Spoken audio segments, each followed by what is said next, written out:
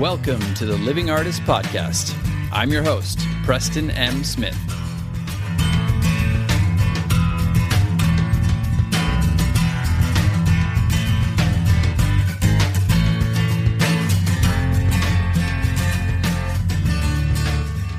Hey, everybody.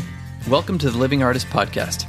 I'm Preston M. Smith, at PMS Artwork everywhere on internet land and socials. I want to thank you for landing on this podcast. Whether you're a professional artist, just getting started in the art world, a collector of art, or just consider yourself a creative person, this podcast has something for you. I like to think of it as a fun way to rant and talk to other creative people about living the life of an artist, surviving and getting ahead in the art world, and enjoying your life. But most importantly, not waiting until you're dead to make it happen. All right, let's get started.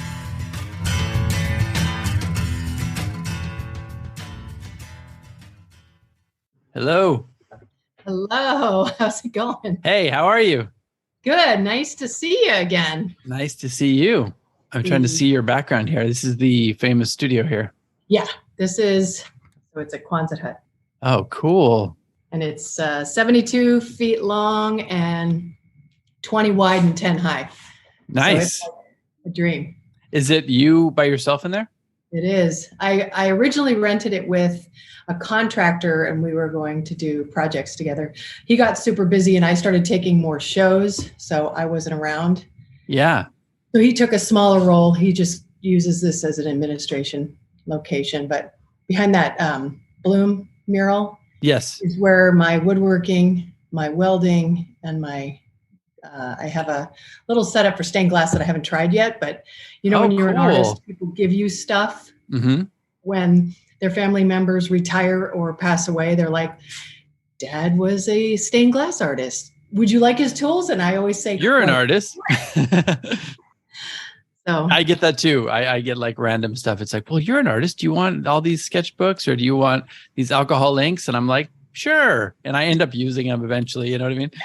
Well, for everybody listening, we're here with Nancy Hadley and we met. Yeah. And we met at Shockbox, correct? Yeah. I remember you had the nail sculpture. Yeah. Nudibranch. Yes. And, yeah. And that was what? Regulated garbage. Regulated garbage. Yeah. Yeah. That was a fun show.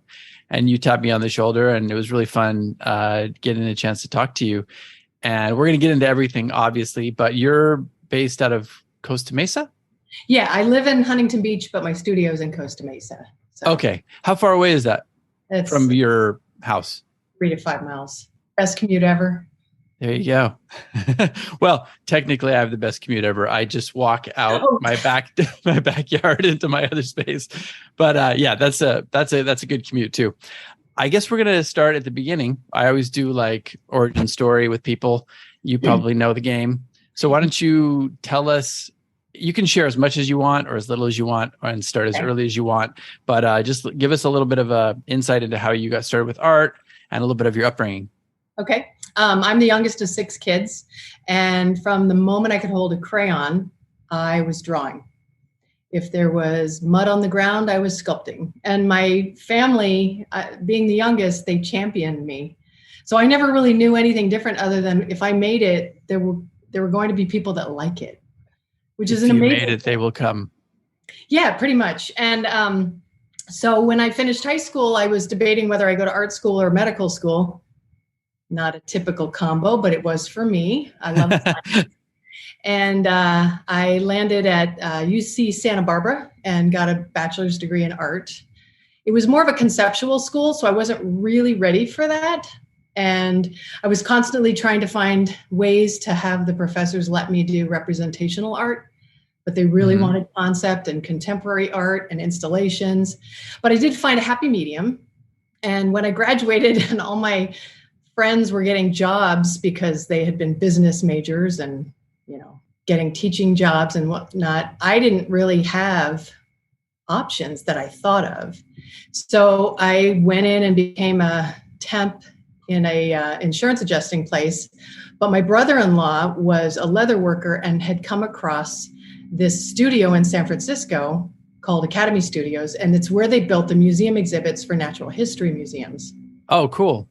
And he came home because he was living with my parents, as was I, and with my sister. And he said, I think I found a place for you. I think I found what you're going to like. And I walked into that office the next day, and there was a full-size sculpture of an elephant seal. Oh, wow. And there were people in the back sculpting and drawing and painting and doing crazy museum exhibit fabrication. And I went to the window and said, can I apply here? I'd like to work here. I have an art degree. And the woman said, we don't have any openings. And I said, I will donate my time. And she said, there you go. We don't take volunteers, but the Academy of Sciences does. So I signed up with them and started working, illustrating a paper for a scientist in the basement and feeding and entertaining the penguins. So it was like I was getting to see animals and draw. So that was my first moment. And then I started to volunteer with that same team because they were installing an exhibit called Life Through Time. And it was the evidence for evolution. And so there were dinosaurs and there were trees and there were fossils. It was amazing. And I got in and met this woman who has been a lifelong friend ever since. Airplane. Pause for airplane, everybody. Well, you are kind of in an airplane hangar, it almost looks like. Well, yeah. And the theory is that these were originally from the World War II Santa Ana Army Air Base. Yes. I'm getting conflicting stories about that. So I don't know if these were taken from the fairgrounds and brought here, or if there was actually military activity here. Well, that's great because you can kind of make up whichever story you like best. I made up that, yes, it's literally where they were trained to become pilot, or where they were basic training for pilots. So right. So anyway, I met this woman named Allie Pearson, and it was like we'd known each other our whole lives. And she rallied for me to get a job building those museum exhibits. So I stayed volunteering with the penguins, but then got paid to make trees and branches. Everybody wanted to sculpt the animals, but I was a newbie. So, I got to do thousands of leaves and put branches in the trees. And I was happy with that. And so all my experience was in mold making and casting and color matching, and plants seemed to be the thing that they wanted my help in. I had, I guess, an eye for it. And when we finished that job, once again, I was lost. I'm like, oh, okay, I'm an artist without a job again. But my boss from that project left the museum and started a for-profit fabrication company. Nice. And called me, and I interviewed, and I got a job with them. And so for 6 years in the interim, I met up with my college friend, and we ended up falling in love and getting married. Oh, cool. Had a baby up in Northern Cal. Congratulations.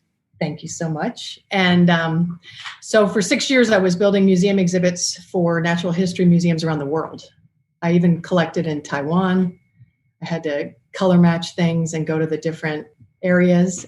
And then we would fabricate it. We would put it in a container. We'd ship it. We'd meet it, and we'd install it. So it was an interesting life. I mean, I thought, this is crazy. And I always said to myself, I've seen other countries. I had gone to Europe my senior year of college, and I had gone to Taiwan and Japan. I'd seen other places, and people would ask me about the United States. So I said, well, someday I have to see the States so I can answer these questions.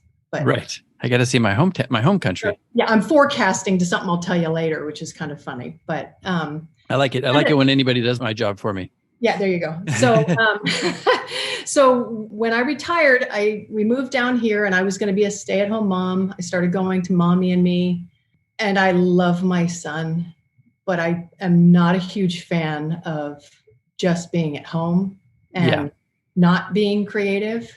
And one of my former coworkers, Margaret Hatch, hooked me up with Mattel, and I became a vendor sculpting toys. Oh, wow. So I was doing that. Huh? Did you ever know Scott Meskel?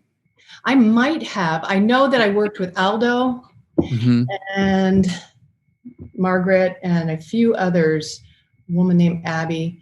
They were amazing because I would drive to the design center, pick up the blueprints with my baby in a pack, stroller. I would drive home, put him in a corral, and start sculpting. And I'd sculpt through the night and deliver a finished sculpture the next day. Oh, wow. And it put me in this mode of like just knocking things out really fast. In Yes. museums, you had to go through a review process. So everything was just painfully slow for me. Mm-hmm. So I found this job where it was like, you mean I can sprint? And they want me to sprint?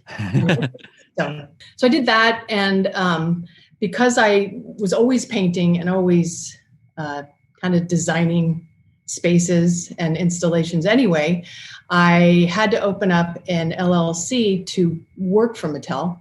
So I started a company and took on other jobs, murals, some color consultations for friends and neighbors. And so that was kind of taken off in the background. And then I had more kids, and those Mattel jobs were really tough.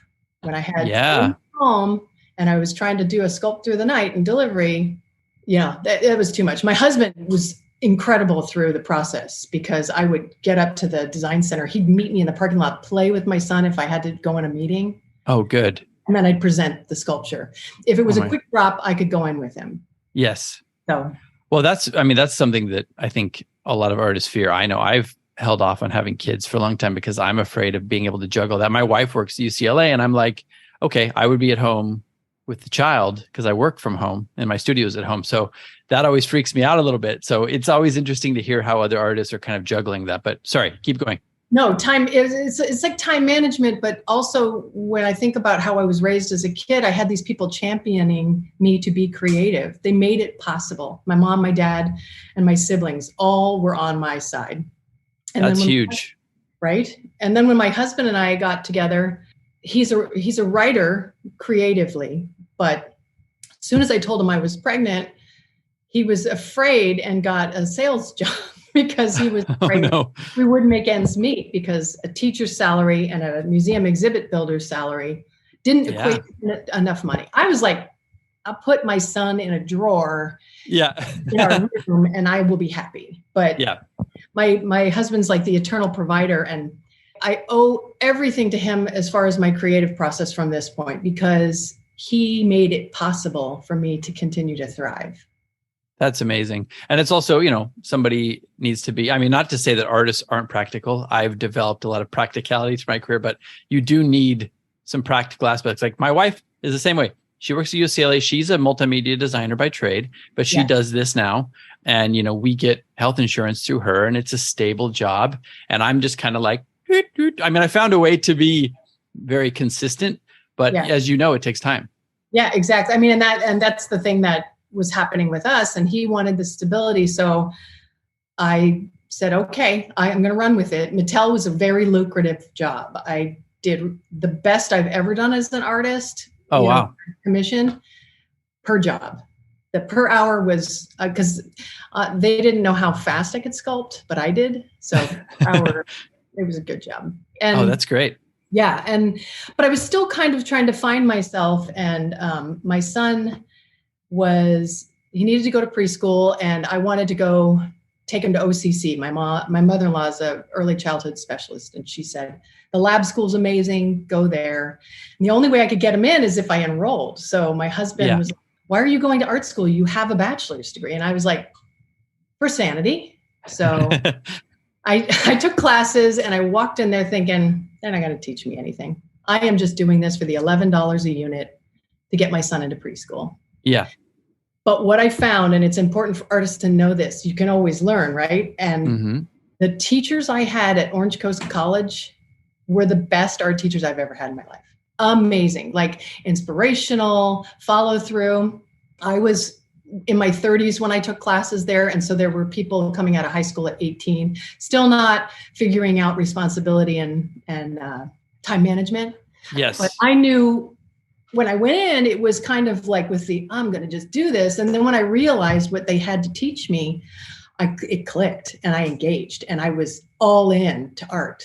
Because I had been doing art at Santa Barbara because I didn't know what I wanted to do. Right. Well, it's interesting too, because a lot of people, even older people, are still trying to figure out time management. That's so hard as an artist. You are your own time manager. So you're developing really important skills early on. Well, and in college, there was a little bit of damage because I don't know how many art classes you've taken or how many critiques you've sat in on. I've had my fair share. Those can be pretty painful. Oh, and yeah. I did not have thick skin in college. I was just more like, whatever. I'm doing it because I'm doing it. I don't need to explain to you. Right. But then you fast forward to this new experience in a city college, and I was completely engaged in the critiques and excited to talk about other people's work and excited to share why I was doing what I was doing.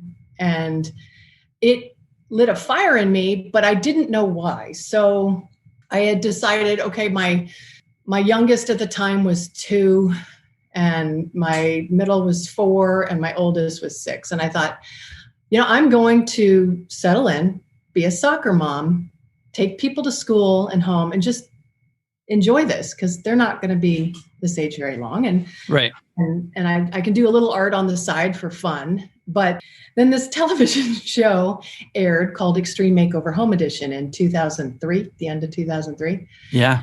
And I watched it because I was raised on television. I'm a child of the 70s, basically. Family that big. We all watch TV every night. And I watched it and I saw them running around doing these homes for people that deserved it, or I felt they deserved it. And they were making design decisions that I wouldn't necessarily make because I had all these little kids at home. So I saw things like they could use my help, I think. So yes, a different perspective.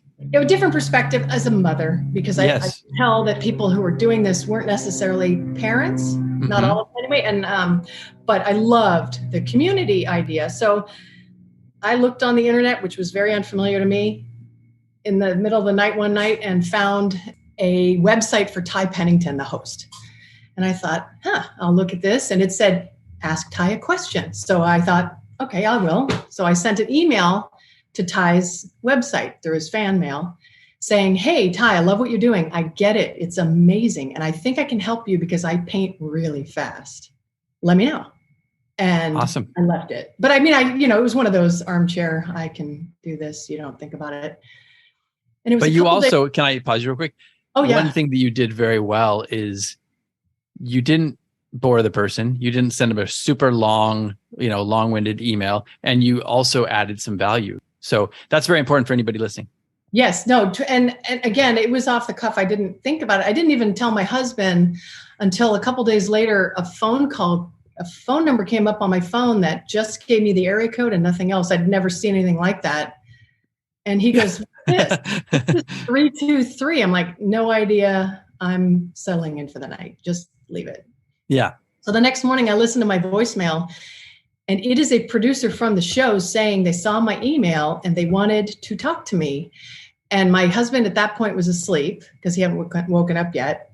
And I could not believe it. And they wanted to see pictures of my work. And again, not computer savvy at the time.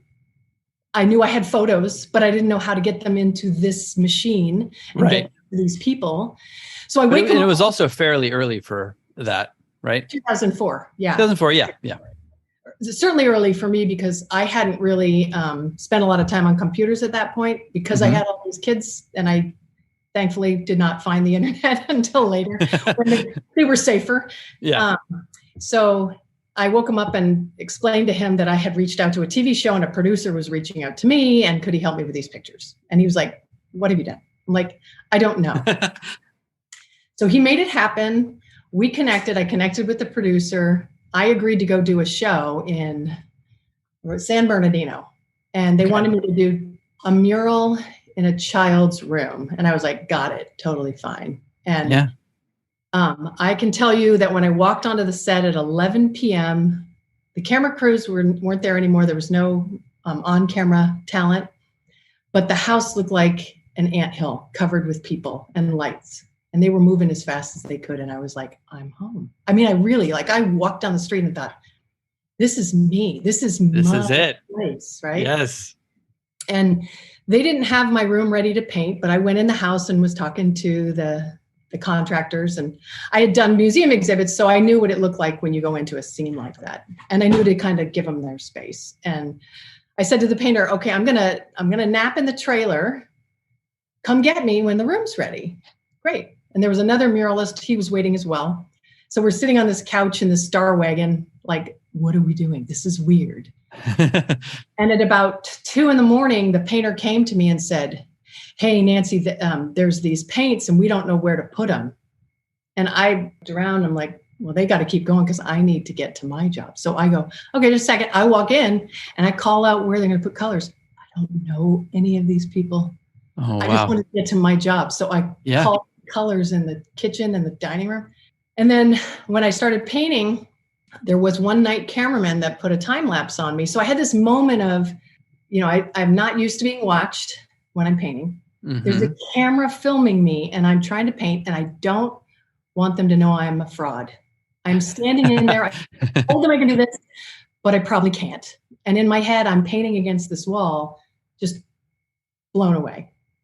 But it's like imposter syndrome. We all have that. Every time we have to do something new, we're just like, oh my God. And you have to say yes. Yeah, they're going to find out. Exactly. And then they're going to run me out like on the rail, right? Yeah, right. That's my fear. And so I didn't leave that wall for 9 hours straight, not even to go to the bathroom. I did not want to leave that wall because I wanted to get the mural to a point that was identifiable for this chat room. That's smart.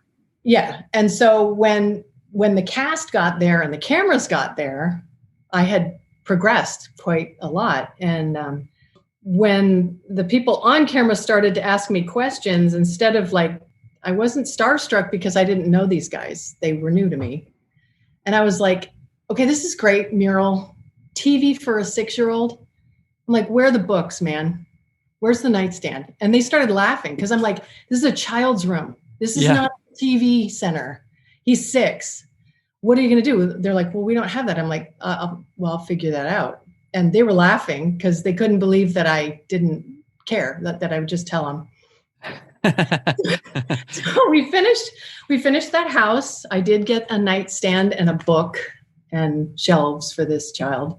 He did have a big screen TV. I wouldn't have done it myself, but it's Extreme Makeover, so I started to really get it. And at the end of the whole experience, I had been up for 40 hours straight painting and making some furniture and running around and meeting people. And I was hooked, but I knew that, okay, that's it. I'm done. And when I went to leave, I asked the on-camera people if they'd sign my toolbox, and they did. And one of them said, I want you on every house I'm on. And I was like, nice. What does that mean? I don't know what that means, but it did mean I got hired on and I stayed with Extreme Makeover Home Edition for 5 seasons. Wow. So it was a ride and a half. And the thing to bring that story around is I hit 48 of the United States. I painted murals in homes throughout the United States. There you go. So you got a chance to see the country. And I didn't see any of the things that people would see as a tourist. I saw the people. I went into these homes and people came in, they left their children with babysitters. They skipped anniversaries. They wanted to have their hands on this barn raising that we were doing. And it was the most magical thing I have ever been involved in. I told people, I'm not a churchgoer, but I hear about people doing missions, and this was what I would imagine a mission would be like. So all these people coming together for a common good, sacrificing of themselves, giving of themselves, bringing their best selves to help others. And their time. And their time. And it just happened that there was a camera crew. And yeah, right. And in the beginning of the show, it was originally called Space Invaders, and it was going to be about competing designers, but naturally it kind of morphed into this amazing give back, community building, love fest that won everyone's heart. So because that's what people want to see too. That's inspiring. Yeah. And this was, 2003 when they started, was not far off of the Twin Towers going down, and people were scared. And here, this was a reason to give back and be part of the country. It was the most community building thing I've ever seen in my life. And I was astounded to be part of it. And my husband, again, was home with the kids. And we got to a point where they needed more care. And he decided to quit his job and be stay at home. And I was traveling. It was nuts. Incredible. That's awesome. Yeah. So that's how TV happened for me. And can I ask you a question too about that? Yeah.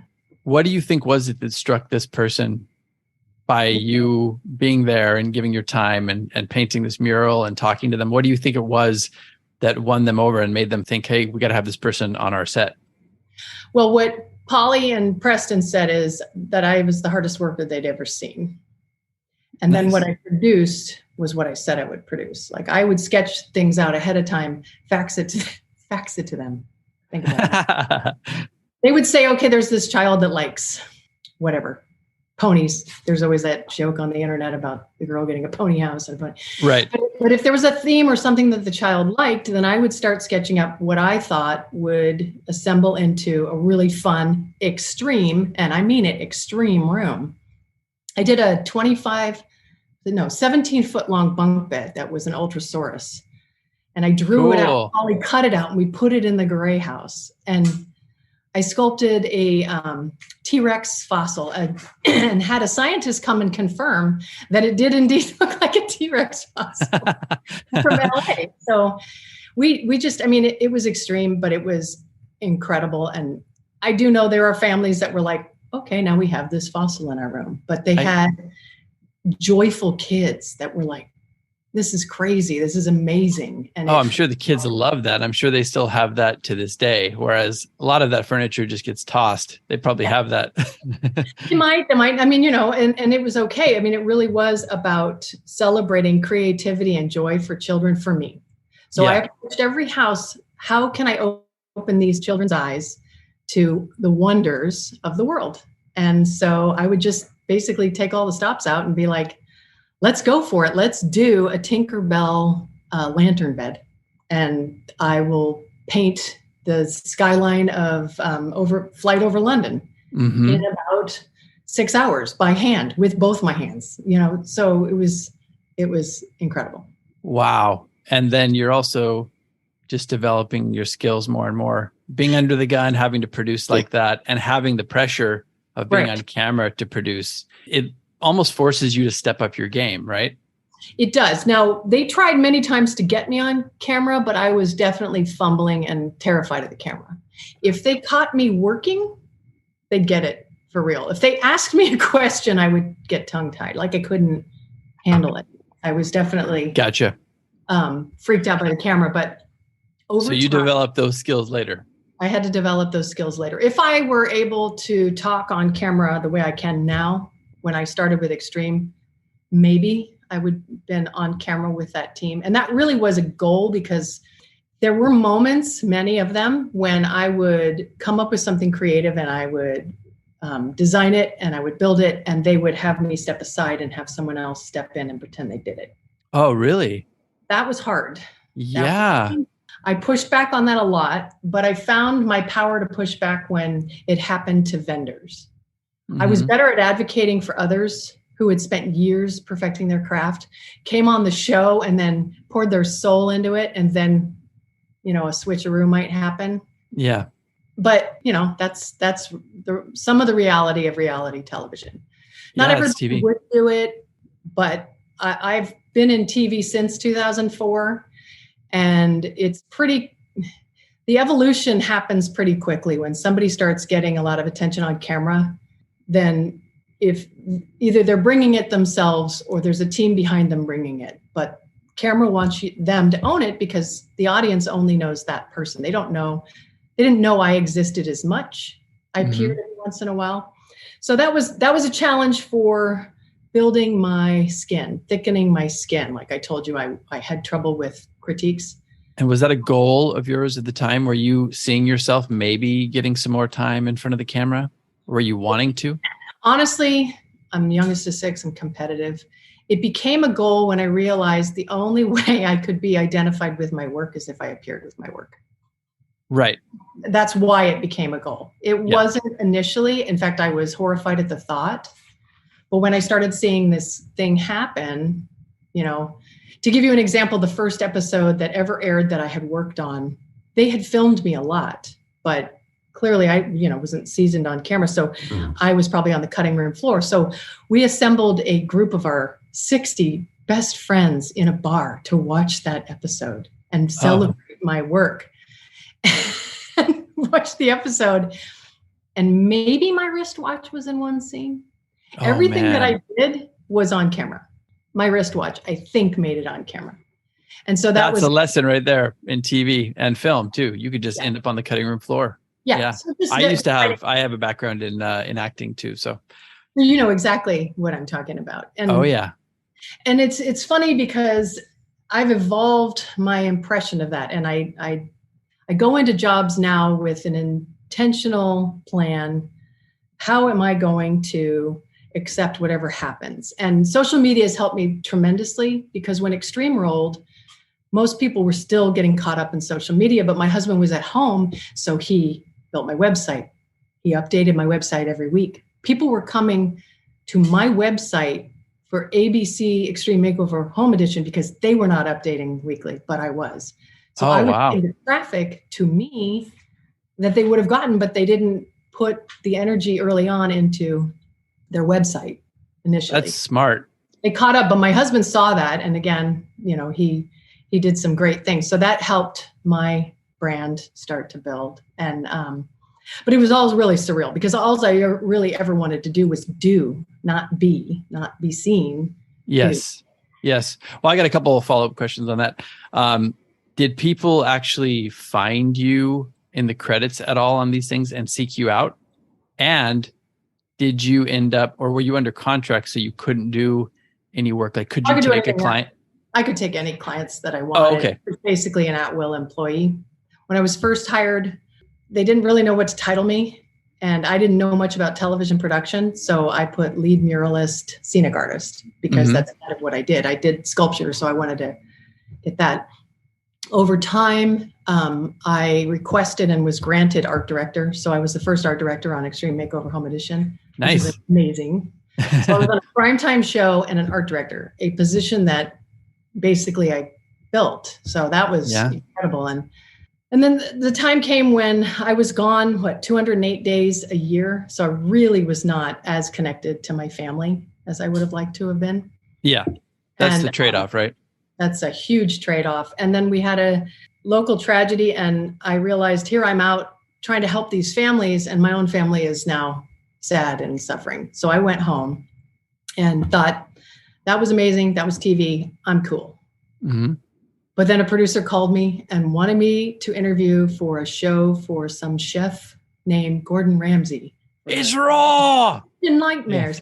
Yeah. And because I'd been on the road, I hadn't been watching these shows, so I didn't know much about it. And oh, really? That's probably better. It was much better. And I went on the road with Kitchen Nightmares for 3 seasons, and that was incredible because it wasn't year round. It was a 6 to 7 week chunk on the road. Yeah. So it was like I was deployed, but then I get to go home and be mom again. And that was it was crazy, but so much fun. And I might have met your match with Ramsay as far as moving and shaking, you know? Definitely. I would pace to him, but boy, his pace was fast. And they'd give me the restaurant like at 10 p.m. and want it at 9 or 10 a.m. So I had to flip them with a team of 3 of us in that time frame. Oh my God. And when they first hired me, they said, oh, don't worry. It's just going to be tablecloths and paint. And I said, that's not how I work. That's not, you give me my budget and I'm going to fill it with more than that. And so that was fun. And that probably wouldn't have been rewarding for you just to, slap a coat of paint and put some new tablecloths. The first episode that I flipped with my team, on the reveal, the owners of the restaurant cried, and the executive producers looked at me and they're like, wow, what'd you do? I'm like, you set a standard. You're like, now everybody has to cry each episode. I want to make them cry. No. So I found my place, but it was definitely at a cost. I mean, I think about how much sleep I didn't get over the past few decades. And as I've been in this business this long and I'm older now, I realize, I have to pace myself better. So as I went from show to show, I learned something new about taking better care of my time and being better at managing my team and our schedule and expectations. Managing expectations as an artist is crucial. Oh, absolutely crucial. It's always better to under-promise and over-deliver, but you know about that. Yeah. Well, also you're managing your own expectations. Oh, they're always like on beyond Z. But I have to dial myself back. I'm like, well, I can't physically do that in this time. Right. You've got budgetary constraints. You've got time constraints. And physical constraints. And physical constraints. Right. Yeah. So TV itself has been not the career I thought I would have, but the career that I love. And now that I'm at a point where my youngest is going to graduate from college next year. Congratulations. Thank you very much. That's a huge thing. Yeah. I had this opportunity to get a studio. I think it was in 2018 or 2019. I got this studio with intent to grow it, to do more design locally. And then I took on more production jobs because it's one of those things when you're working job to job, you don't know if something's coming. So you try and make other plans. And the second, you make those plans, jobs come in. Exactly. So this is like feast or famine a lot of times. Feast or famine. So this sat a bit, but during the pandemic, it didn't sit. I came in here. This was my peace. This was my place. It was amazing. And I was able to work out how I felt about the pandemic, how I felt about loss in my family personally, and how I felt about stress and the world. And my art started to show more of that.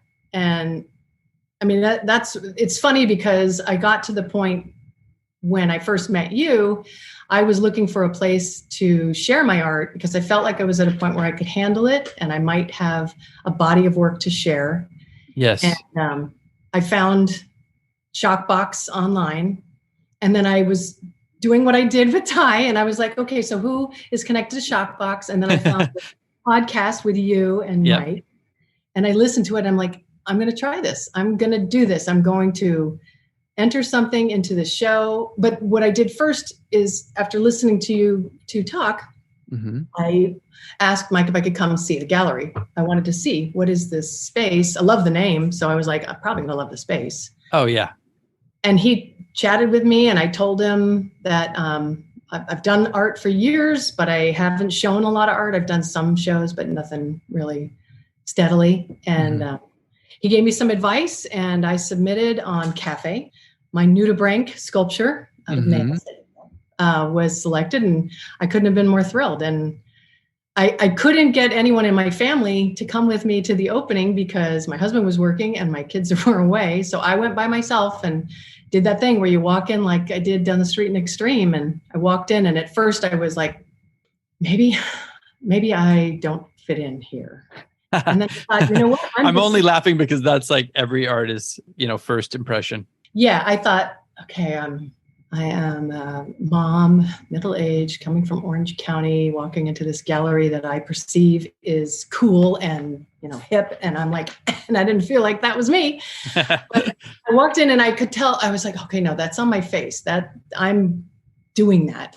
So I'm going to erase that. And I'm going to walk through and experience the art because that is my favorite thing anyway.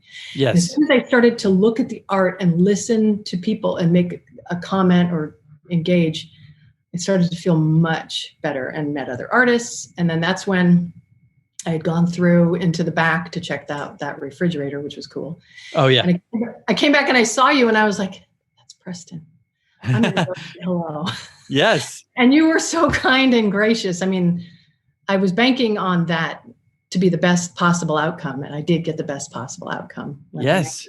And well, you made an impression and you're really good at, even if I can't tell the chatter that's going on behind the scenes in your own mind, of course, but you're really good at making a goal, going out there and doing it. There's so many lessons that you've said that I want to touch on that I've already forgotten, but you definitely made an impression on me. And for so many artists listening, sometimes it's just a matter of doing it, asking. Yeah. Just put yourself out there a little bit because we are our own worst enemies.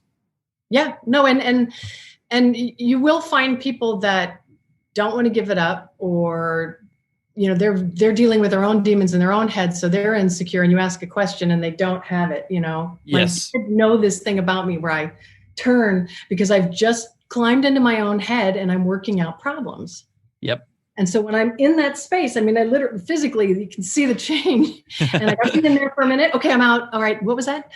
So yeah, I try and give other artists, and I'm not perfect at it, but I try and give other artists that same room to understand that they are now trying to process and deal with everything. And sometimes, just being in a gallery and listening to people, giving them a chance to talk a little bit, and then it just opens up a whole new world. And then they're going to probably go, oh, show me your work. And then you're going to have a conversation. All of a sudden you've got some new friends, because galleries can be so stuffy. I don't think Shockbox is stuffy, obviously, but the typical gallery situation is pretty stuffy, and it can be cold, and you can feel out of place even when you have people with you.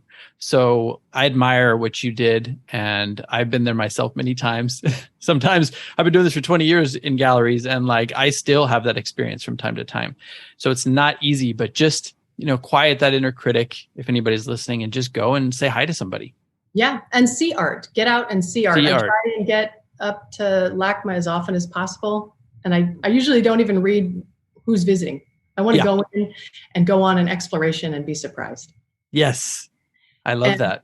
Yeah. Because it's everything. A very good friend of mine, Matt May, who he's an artist and he does ceramic art, had taken me to Tim Hawkinson, who I hadn't heard of. Mm-hmm. And now he's one of my favorite artists. He took me there, but I think it's 2019. There was a show called New Works at the Dank Gallery, and it inspired me. It actually inspired the work that I submitted to the John Wayne Airport juried show. Yes. Yeah, and I wanted to ask you about that. That's still going on, isn't it? It's going on right now. It's up in the terminal. Cool. Terminal 1 through 3, and I think at the other end Terminal 1 and Gate 1 through 5, and then Terminal 2, multiple gates. So there are 4 foot by 4 foot paintings. We were to submit 5 pieces, and they all had to be 4 by 4. So that's a big ask. It is. Paintings to then send, and they choose. So you better have made those paintings, which I did. I had some already because that was a format I had worked in. But the 2 that were selected were the ones that were directly inspired by the work I saw of Tim Hawkinson and his drip series. I loved his work, and I love process. Most art that I do, I've painted in my head about 3 times before I actually put a brush or anything down. Yes. Because I mentally process efficiency. When you're visualizing. And I'm visualizing, yeah. Yeah. How close are you? This is something that I always think about. When I started out, it was always about trying to strive to get to that point where I was matching what was in my head, or getting close to that point. And it always ended up being, okay, this is good, but it's completely different from what I originally first thought. Now I'm getting to a place where I can realize a lot of my ideas and see them wow, this is actually very close to what I was picturing in my head. Are you finding that with yourself as well?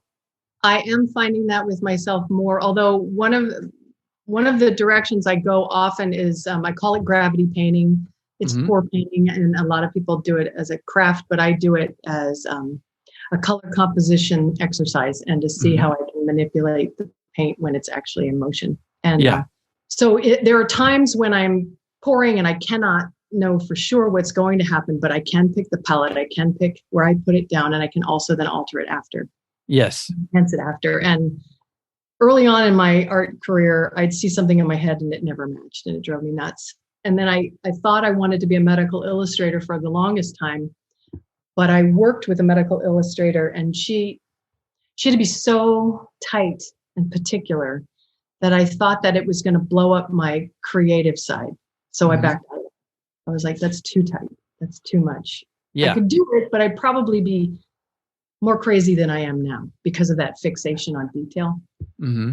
So now I can decide where the detail is, but then I can be free for the big and then tighten it up after. So I would say, to answer your question in a very long way, that yes, I see it in my head, and then oftentimes I see it to one stage, and then I have the luxury of time that I've never had, and I leave it alone and I come back to it. Yes, that's smart. It more happens that I didn't see coming, but it's still processed a little bit ahead of time, but not as much. And you have a fresh set of eyes. My fresh eyes is crucial. I used to do that when I was doing bars and restaurants and salons and tattoo shops for television shows. I always walked into the space, and I used to talk about it as a design science. I would use my 5 senses to read a space. And then I had to answer questions on every one of the senses. Food was usually up to the chefs. Yeah. But I would answer questions on all the senses and make sure I hit something on each of those in the budget I was given. That's smart. Yeah. Well, so you probably got used to being in the space and also really being able to step back. I think a lot of artists make that mistake of just being really close to their work the whole time, not coming back and getting the fresh eyes, but also not just stepping back in the room and getting that perspective for it. Because sometimes what you see up close is not what you're seeing from afar. Well, and I was early on with art. I was pretty judgmental of abstract when I was younger. Now I feel like I had a moment of clarity for me when I was looking at a Picasso show for OCC. They wanted me to go to a show and write about an artist. So I picked Picasso because I had spent a lot of time being judgy on the Cubist movement. Like I thought, what is this?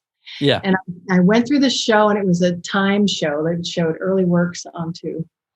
And there was just this moment that clicked when I was looking at, I think, Maya with a kite. It was a painting of his daughter. And it was like an aha moment. And I thought, I get it. It was like I could speak another language in that moment. And it changed my whole world on abstract composition, color.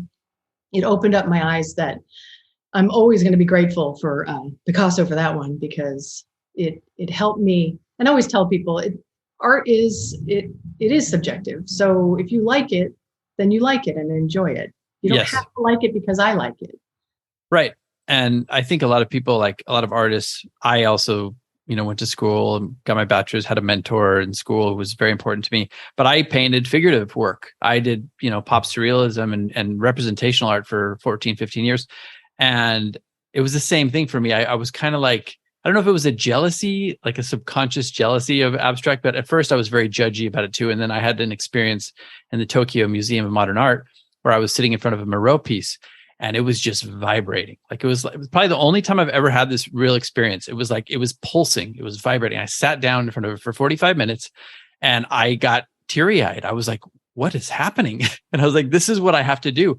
So I feel like the next 13, 14 years were me fighting against that. And then it finally just came out, and I've never been happier to be like an abstract artist now. But I do think it's important to have that other experience as well. And to have, like, you worked in TV and you worked under the gun. This is another question I wanted to ask you, but it must be hard to have a body of work where you've done so much stuff and then have somebody be like, well, can I see your body of work? And you're like, well, yeah, but it's all over the country. Yeah. It's in all these restaurants, it's all these rooms. So yes, you can. How much time do you have to watch this tape? It was that. Yeah. And it's funny because, and I'm always teased by my family, I take a lot of photos. Like currently, good. On my phone and on the cloud, I think I'm at 8. I was at 80,000, and my daughter helped me edit it down to 60. But that's not including the backup hard drives that exist from the time I worked on Extreme. So yeah, I documented everything, and I was pretty careful and conscious that when I worked on a show to say, I'm going to photograph my work, and I'm going to identify that I did this work. Yes, on social that's media. smart. So did you have to get that in the contract at all? I had them write it into Extreme, and I think I had it on a couple other shows, but I never had any pushback because as I talked to them about it, there was an understanding that was kind of the trade-off, that I'm a creative and I'll share my creativity, but I'm not going to let someone else own my creativity. Yes, good. And I had to put that up. It would be a red flag almost, wouldn't it? If you were working with an organization and they were like, no, we own all the rights to this. You cannot take photographs. I would be like, hello, like you should be respecting me just as I'm respecting you. If you've ever worked in television, look at the contracts. Carefully. Yes. I did a reality show where I was a contestant. If I could go back in time, I probably wouldn't have done it because I knew what happens behind the curtain as opposed to what happens in front. And I could see when things were getting a little chaotic, and I couldn't help with that because I was on camera. Well, and they kind of urge it too, don't they? The chaos. Oh, absolutely. But no, there was other chaos though. Okay. They didn't see coming. And Nancy, we have to know what this is now. Well, it was weather. Okay. You're renovating homes in Palm Springs, and then a storm happens that you didn't see coming. That's chaos. Yeah. And then of course, then they want to produce some reality conflict, and they want to ask questions. And I knew very well, like there was one moment where I was livid. And the camera was on me and they're like, what are you thinking? I said, I will never tell you. Ever. You're like, this is my first rodeo. I know what goes on. You're not getting it out of me. I'm still won't tell anyone what I was thinking. But so that was interesting to be on the other side because I thought, oh, well, that'll give me a launching pad to do more on camera. I've had moments. I was on Trading Spaces. I was the last designer added in season 8, which was a dream come true. Awesome. And that was the learning curve on how to be on camera.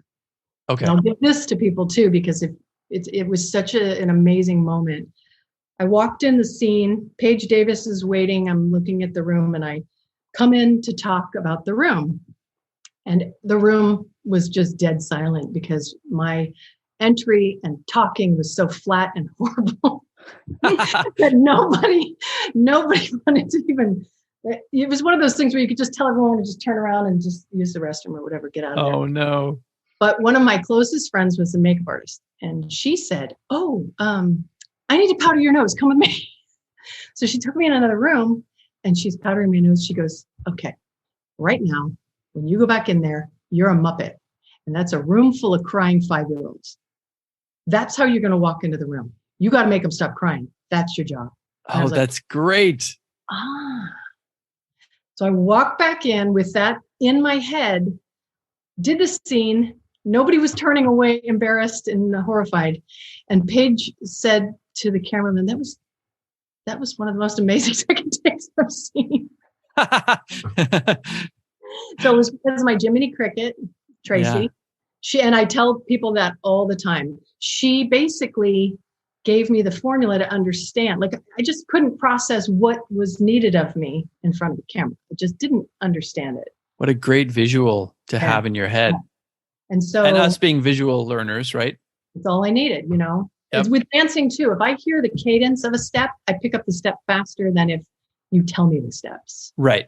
I have to kind of like visually see my feet doing it. And if I hear the cadence, I know how to follow it. And that's kind of what happened with on camera for me, is that I realized, I have to light up so that I go through the camera to the people, and it was the most valuable information I could ever have about being on camera.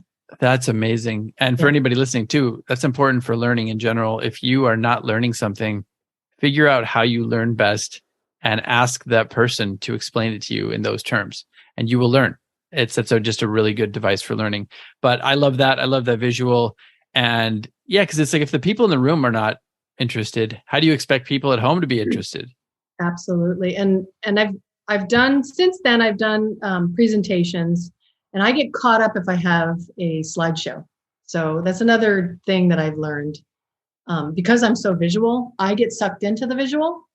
But if I am actually engaged with the audience and talking and answering questions, it's a totally different presentation. So knowing yourself and how you communicate is important for anything, even for interviews. Just knowing what's going to lock you up and what's going to open you up, because you want to open up. And meeting people in TV and how I presented when I first walked up to them. And, I got lucky most of the time. There were times when I didn't, as artists, I think many of us get into our own head and we forget that nobody else has a view on what's in there and is as engaged in that process that we might feel is super important. Remembering there's another person that you need to translate for about what's going on in your head is crucial. Yes. And nobody can see me, but I'm nodding ferociously. It's something that we talk about all the time on the podcast, which is learning how to talk about your work, learning how to convey whatever energy you have in the piece to the viewer or to the collector.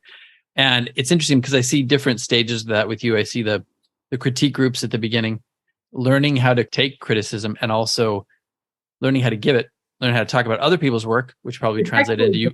Too, right? Say again? Respectfully give it. Respectfully, exactly. Yes, thank you. But also it probably was a great way for you to learn how to talk about your own work as well. And then getting this muscle through TV, it's almost like translating how you were approaching these people at the beginning to get on the show and then to have them be, to continue on with Extreme Makeover? That was your first one, right? Yeah. Translating that to your on camera. having that kind of excitement when you're on camera, because a lot of people just like shut down that side of themselves. You see the camera and you see the light, and it's like, yeah. You get like a deer in the headlights. Yeah. So those are all really important. Well, just as like I'm going to fanboy a little bit here, just because I'm a big Chef Ramsay fan. I was in the restaurant business for many years, like 16 years. And I remember there was a period where kitchen nightmares actually meant a lot to me, because I hated my job. I hated waiting tables and I hated all this stuff. And I got to say, he helped me to reinvigorate a little bit of just the passion of talking to people and being good with my customers. And it was part of what ended up transitioning me into being a full-time artist, was just making my peace with what I was doing in the restaurant and not butting my head up against the wall so much. Are there any interesting stories you have with him, or did you learn anything from Gordon Ramsay? I learned a lot from Gordon because, I had been on Extreme and it was a team of people. Ty was the lead for sure. And he's a good friend of mine to this day, just a wonderful human being, as are the designers. But with Gordon, he was such a perfectionist and so passionate about what he did. I tried to explain to people, he may seem angry on camera, but it's because he's disappointed that someone is billing themselves as caring when they're not caring. And so he would fly off, and that was real when it wasn't going well. But to go back to the point of credit taking, one of the restaurants I did was in Los Angeles. It was Sante La Brea. And when I transformed it, and Gordon went in with the owners to show it to them, because at the time it was still kind of reality in that format in the United States was a little different than the UK. He kept saying on camera when they said, "We love the design," he kept saying, "That's Nancy." And MCR was like, "She doesn't exist. They don't know.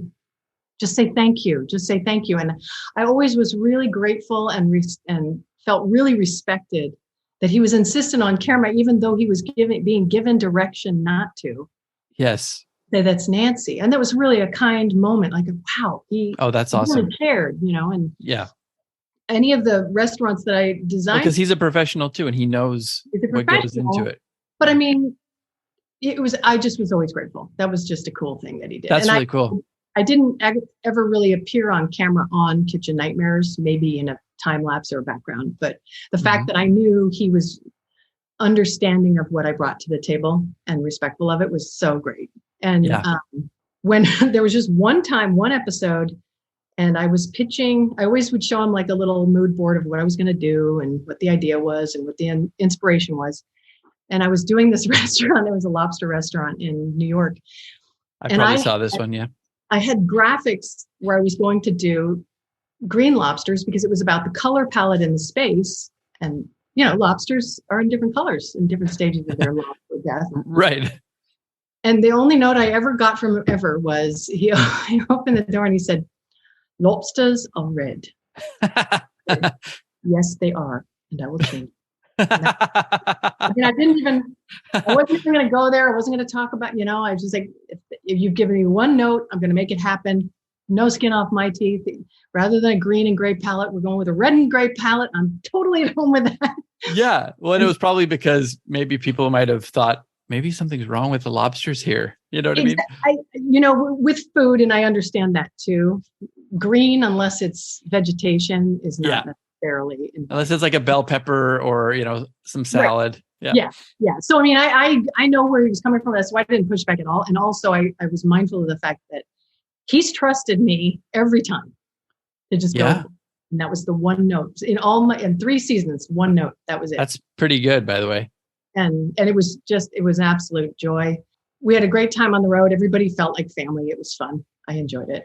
That's so cool. Yeah. That's a pretty good track record if Ramsay only gave you one tip. So, or one criticism. Yeah. He always wondered if I could do it. And there were many times when he came in the next morning and they filmed him because he couldn't believe that we'd done it. And he did one of these, he's always grabbing his face like this. He always looks like he's in agony.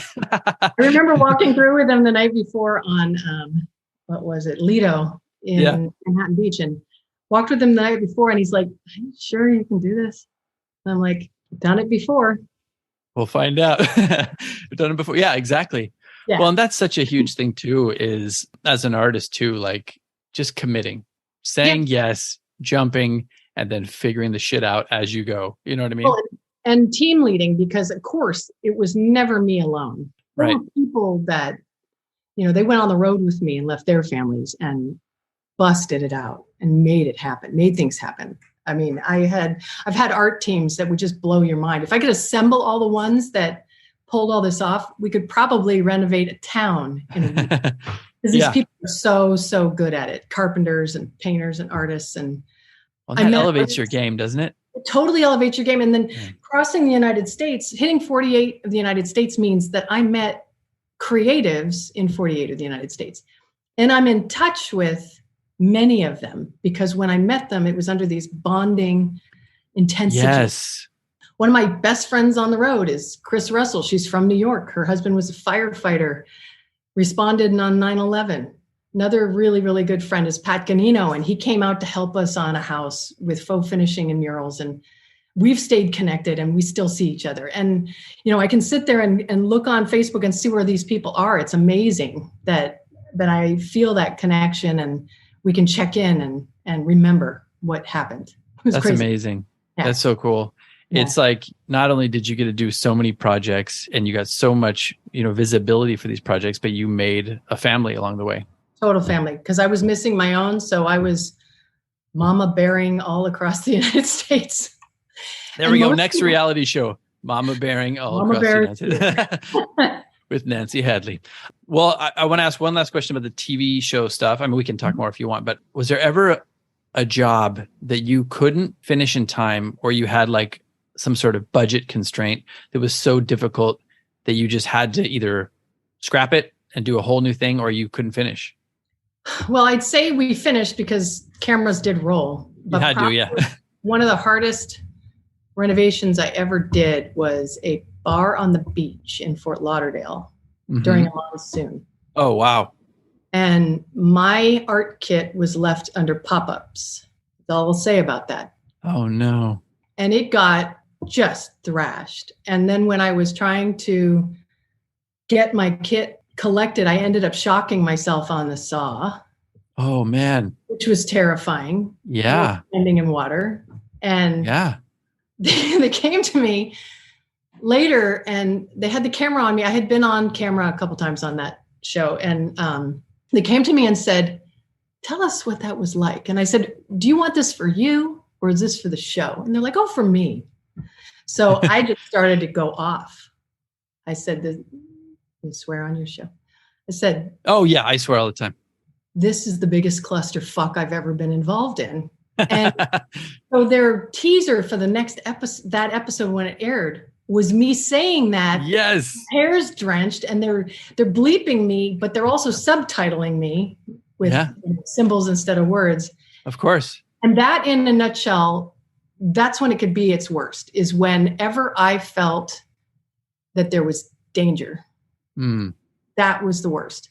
Everything else I could deal with. But if there was physical hazard, no way. No. Well, and you think for the show too, with their insurance, that they would shy away from that as well. Well, I mean, everything starts rolling real fast. And the teams that I had were always the night crew. And depending on how it was supported through the night and access to safety and whatnot, or someone who is not, I was always physically doing. So I couldn't be sitting at a desk, getting meals or signing people in with their paperwork. Because we were such a small team, I had to use my own blood, sweat, and tears. Yeah. I couldn't be administration ever until the end when I was doing receipts and all that. Right. And it was kind of wasn't unusual, but it was crazy. I mean, I know that I would build a team of 3 or 4, and later seasons, they would have a lot more people on those teams. Yeah. They probably learned trial and error, right? Yeah. So, because when a show's first launching, they're trying to figure it out and they're trying to keep budgets under control. I get it. I always likened myself to Winston Wolfe from Pulp Fiction. If they called me, I'd want to know the principles, how much time I had, was money, who's going to clean up the brains? Yeah.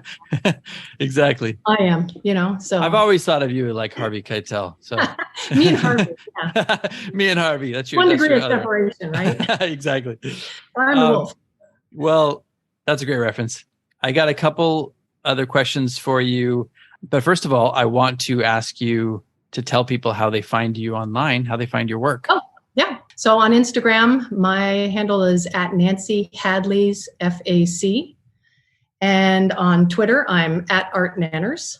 I'm pretty honest on Twitter.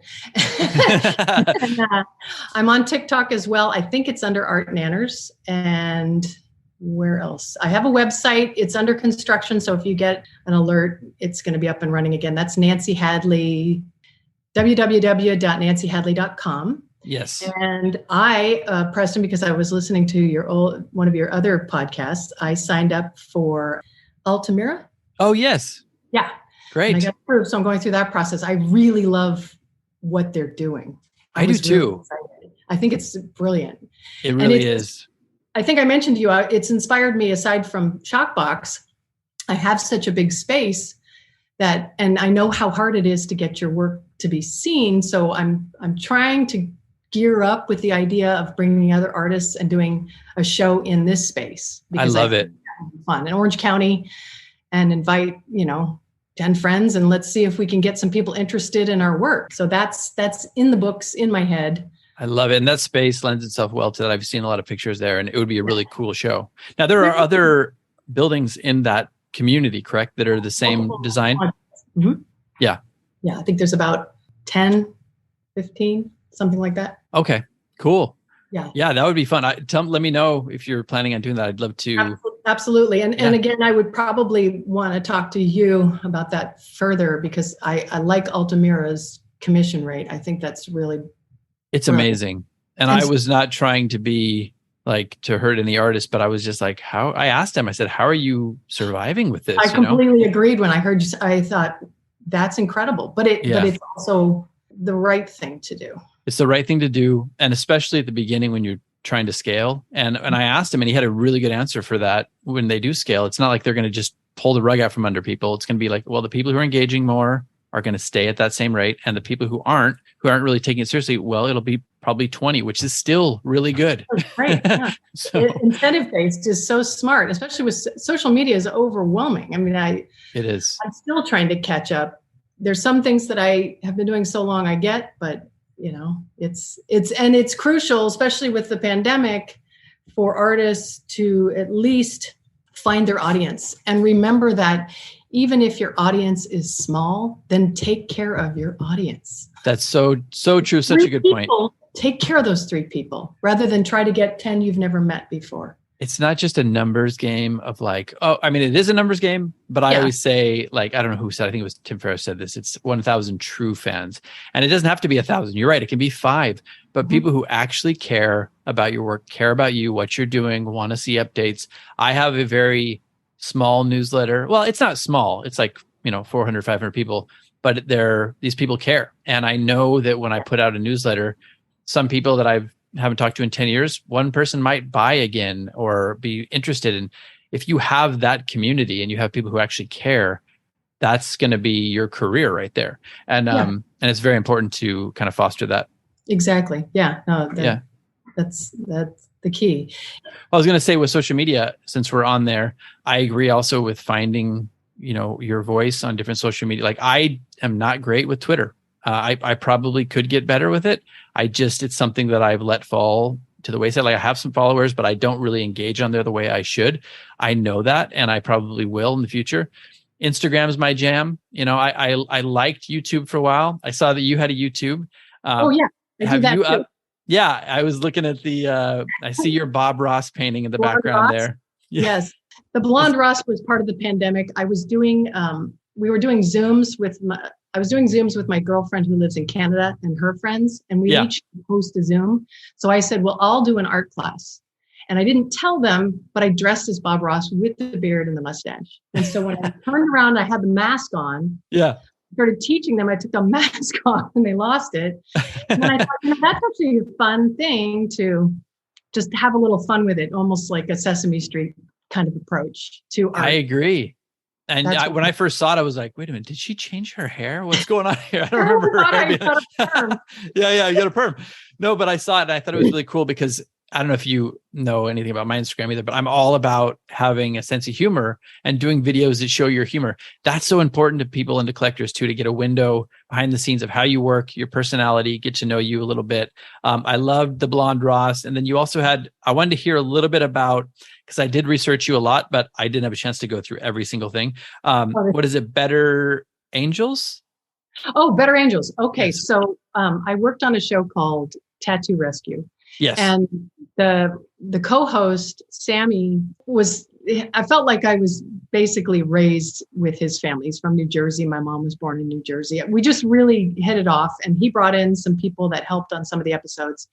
And one of his friends had a brother who had dwarfism. And so he was part of this foundation. So we started to kind of come up with this idea that maybe we should do a renovation show where we help some kids with dwarfism improve their space. And I wrote the show with the idea that I would be the designer. I would use a gang of bikers to renovate spaces for little people. Yes. So that would be that fun energy, that chaos. So what you saw there was the one episode we shot, broken up into, 5-minute scenes. And I think it was like 10 of them or so. Yeah. It was me trying to find my voice as a writer, director, producer, host, designer. I mean, I took all those hats and did it and had an incredible film crew out of New Jersey. And they put it together for me. And it was just a labor of love. The intent was to pitch that as a show to sell. But like anything else, you got to go where you can make an income. So you're doing this work for your passion, but you have to put everything into it. But at the same time, you have to make money. So exactly, I was able to at least get it with Aaron down to these episodes to share it, because I just thought the story was so much fun, and the guys they're hilarious. It looked. I watched one of them, and I got to see little snippets of the others as I was doing the research. It looked interesting, and I was like, I was wondering if you were going to pitch this. And I was wondering, that's a good segue into this question, where do you see your art? And as a sub question, is that something that you see yourself pursuing, like a kind of Nancy Hadley reality show? Well, I've been in reality for a while. I've pitched many, many, many shows, and I've seen things actually air that are surprisingly similar to what maybe I pitched. Now, whether or not organically, because it probably is this way, people were coming up with similar ideas at the same time. Yeah. It is collective consciousness. Yeah.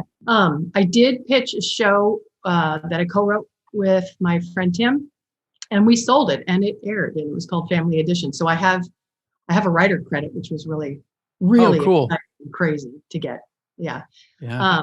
But I would have to basically take all of my energy and funnel in one direction unless a third party had the time to do some of the other legwork. And I have worked with producers with that intent, but it hasn't ever lit, and that's okay. Yeah. Because Family Edition was actually a second generation concept of one that I was going to host. And we sold it, but then the sale got frozen. That's just TV, and that's how life is. But for me personally, the age I am, where I am in my life, I think that I'm ready to continue to explore art for the sake of expressing what I want to, stories I want to tell. Yes. And find an audience of people who want those stories. Or if they want me to tell their story, in portraits or commissions or whatever, I actively pursue that as well. So that's why this space, I'm in a crossroads with this space. Either I build on this space and bring other art in, or create a studio environment where people can see, or I start downsizing and just live my life spontaneously creatively, as opposed to wrapping it around myself like I am now, because I'm immersed. This is what the inside of my head looks like. Yeah. Awesome. I love it. Love to get a peek inside of Nancy's head. If you ever want to come see it live, there's more going on than what you're seeing. Yeah, I would love to. And I would encourage anybody to check it out. The space is called Q27, right? 27, an unfortunate name done in 2018. So wait, Nancy, are you Q? I'm not Q, but people thought I was and put stickers on my door. So Oh, then really? I Oh, no. and paint Quonset hut on the Q. There you go. People understood that I am not that Q. It's super Quonset hut because this, people generally don't necessarily know that term. Yeah. Yeah. Found that out the hard way. So thankfully, I didn't change my business name. Right. And your business is Nancy Hadley's LAC, or what is it, LAC? Yeah, it stands for Fine Art Commission. Okay. When I incorporated, it was in 1997. Mm-hmm. So I went just with my name so I could be a vendor for Mattel, and then went through the full incorporation. I can do a DBA if I ever wanted to, and almost did with Q27, but I did not. So I'm going to do that. Well, in a sense, it's smart that you used your name because it's also your branding yourself, Yeah, I did have concern though, because there was a local artist here who did clothing design, and his name was really well known. I won't name it. Reason. But they they let him go and kept his name. He couldn't use his own name. Oh, wow. But I'm not in the same, I don't have, a board or anything. I have my employees when they come in, and I have my husband's my partner. So I don't think he's going to steal my name. So that's why I'm a sole proprietor. Yeah. Only way I'll steal my name is if one of my split personalities takes over and knocks me out, but I think that's good. Yeah. Well, what was I going to ask? Oh, David Bowie. I have this here that says David Bowie, exclamation, exclamation, exclamation. And that's only because I love David Bowie too. And I read your blog post about David Bowie and his passing.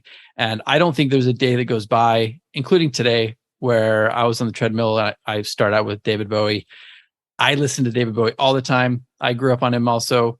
I think my earliest memory was with, not in my life, but of Bowie was with Labyrinth. And then I did the deep dive afterwards, because I know that's a different side of Bowie, but he's had so many different sides. And I just think I agree with you. He's like the quintessential artist. So completely. Yeah. And when I only saw him live once, I'm happy I did, but it was with Tin Machine, which wasn't really, a big hit band. Yeah. But in hindsight, my husband pointed it out that what he was doing, as usual, was cutting edge. But definitely the audience they weren't caught up yet. So we got to see him, and that I'll always be really grateful that I got to see him. It's great. I mean, first of all, I'm jealous. I never got to see him live. One of the regrets, but one of his albums, Heathen, which is not, very critically acclaimed. This is what I love about him. If you listen to any of his albums long enough, you go, oh, I get what he's doing here. Like I get this as a whole. Like I started listening. I listened to that album because I loved like 3 songs off of it. And then I know Bowie. So I just started to absorb it as I was painting. And now it's one of my favorite albums. I don't care what anybody says. If one of your worst albums can be that effective, you're a genius. And you get to rediscover him too, because it's not one that you heard over and over again somewhere else. You get to actually digest it on your own time. And as a creative, take it in for what it says to you as opposed to what someone says it says to you. Exactly. Yeah. I love that. So thank you for writing that. And I'm going to get into your blog a little bit more later, but I wanted to ask, go ahead. Oh, there are a few stories in there from Extreme too, so you can check those out. Oh, cool. Nice. So if anybody goes to Nancy Hadley's website, she has a blog on there. She's got press. It's really great. I know there were a couple errors that you're working out right now, but once that's up, there's a lot of good information on you and all the stuff you've done, pictures of all the work you've done. So check that out. But I always end with asking some personal questions. Not that these haven't been personal the whole time. Let's see. What do I want to ask you? Routines? No, I'm going to go superpower. So what is your superpower? I think I might be able to guess, but if you're not feeling creative, or maybe you're not because you have it so ingrained in you just to crank stuff out. But if you're having one of those days where you're not feeling it for whatever reason, what is your go-to to get you in that creative mindset? Literally, my go-to is this space, because I have so many things in progress that if I'm not ready to do a commissioned work, then I start on something that I was inspired to begin and hadn't gotten to stage 2 in, and I begin working on it, because then my brain starts to process where I want to start with the actual paid gig or whatever. Yes. I started to collect miniatures so I could set little installations and make them creative, like design tiny spaces so that I could look at it and kind of just reset my brain. So organizing and grabbing things for creative inspiration unrelated to the job at hand always gets me in the right mode to get there. I didn't know it ahead of time till every time I have a job that I have to do, I come in and I start fiddling with another project. Yeah. And then once my brain does that switch, and it does, because I have to force creativity for my timing. My husband, who's a writer, can't do that. He wants to be able to sit and really stew in his thoughts and get it out that way. But I've been conditioned to force myself to be creative. So I can't waste a lot of time. So, yeah. I have an episode called Forced Creativity, and it's all about that. I'm the same way. I will get in because when you're an artist and this is your career, it's not just a hobby. You don't always feel, it's not like always like, oh, every day you get in the studio. So I also will I call it muscle memory. I'll just force some action, and then it sparks that creativity. And then all of a sudden I'm like in one of my most creative states, in that flow state. I love that answer. What about failures? Any failures or anything you did that didn't succeed? And did you learn anything from it? Yes. I've had, let's see. I remember taking on a job once that I was sure I could do. It was going to be full finishing of a ceiling. This woman had heard about me probably through the show, and I was just going to do it myself because I was so used to doing things myself. And I went in and I began the process, and I realized that in the time I had, the budget she had, and the size of the space, I started going and I said, this is not going to work. And I'm sorry, but I'm going to have to quit this. It was the first time I had come out of that invincible, I could do anything, but I neglected to realize that when I am in those spaces on TV shows, there is a support team. And I physically cannot always do it all. So learning to be kinder to myself and realistic to my capabilities has been hard. The pandemic has brought me so much closer to being able to recognize my limitations. That's a great answer. And it's very valid, because sometimes the best thing we can do is say no to certain things and certain projects. And that is self-care. A lot of us artists, when we start to, get gigs and start making money, and a lot of us are people pleasers, it's hard to say no to things. And I've gone through that. I mean, some of the chronic pain I'm still going through is because of that, the self-imposed pressure. And I wish I'd learned that a little bit earlier. So thank you for that. Yeah, no problem. And then the last one I'm going to ask you, the last one I'm going to ask you is any advice to your younger self, any age? Yes. Aside from buy Apple in the 80s. Right. I probably would have said, breathe and count to 10 more. Life was hard when I was younger. And I watched my children go through things where developmentally their brains are just trying to process. And breathe and count to 10 really, I had people try to tell me that, but it's true. Take a beat. Yeah. Dial it down. Because I had been sprinting for decades. And dial it down. It will wait. It will wait. Unless there's an emergency, someone's bleeding and somebody's dying. If that's not happening, count to 10. Breathe a little bit. I love that answer. And it's like so many of these deeper truths, you hear them all the time growing up, but you can't really understand them until you are at that point where you have to understand them. I wish we didn't always have to hit like rock bottom before we got those things. True. Yeah. And it does resonate with people at some point in their life. And I always hope I would have liked to go back and really make it resonate to my younger self, but me as well. That's a great one. And we haven't gotten that answer on here either. So thank you for that. Yeah. Well, is there anything that you feel like we left out, or something you really wanted me to ask you, or something you wanted to plug before we go, or do you feel pretty good? I feel pretty good. I'm excited to enter Here Kitschy Kitschy. Oh yeah. That I've been doing in my head and we'll be working on, because I do animal portraits actually for commissions, but I looked at the description, and so that's another thing. When you're going to enter in a gallery, read the description, read the expectations, understand that they're serious, that is, they mean it. And then, so you can't later on be like, oh, fuck this gallery. Why didn't they choose me? Well, this is a really good Rottweiler that I painted. How come you don't like it? It wasn't kitschy. It's right in the title. Kitschy. Yep. Yes, I'm excited. I keep watching my own pets, waiting for that moment, the inspirational moment. I have a couple that I've captured. So you're like, be kitschy, quick. Yes, do something. I can't wait to see your submission. Hopefully I'll be jurying that one too. Yeah, cool. Yeah, awesome. Well, stick around. Afterwards, I'm going to ask you a couple questions. But Nancy, it's been really fun talking to you. Thanks for coming on. Yeah, thank you so much. Have a great day. You too. Bye. This has been the Living Artist Podcast. Thank you so much for listening. I just want you to know that I appreciate you being here, and I'm grateful to be in your ears. Your art and creative life on this planet is meaningful, so thank you for sharing it with me. If you like this podcast, whatever platform you're listening to it on, please subscribe and share it with your friends. You can also leave me a positive review to show your support. This helps me to reach more people with the algorithmic magic and keep the show going strong. If you want to see more of what I do and check out the art that I create, you can visit my website at www.pmsartwork.com or follow me on social media everywhere at PMS Artwork. That's it for now. See you back here next time.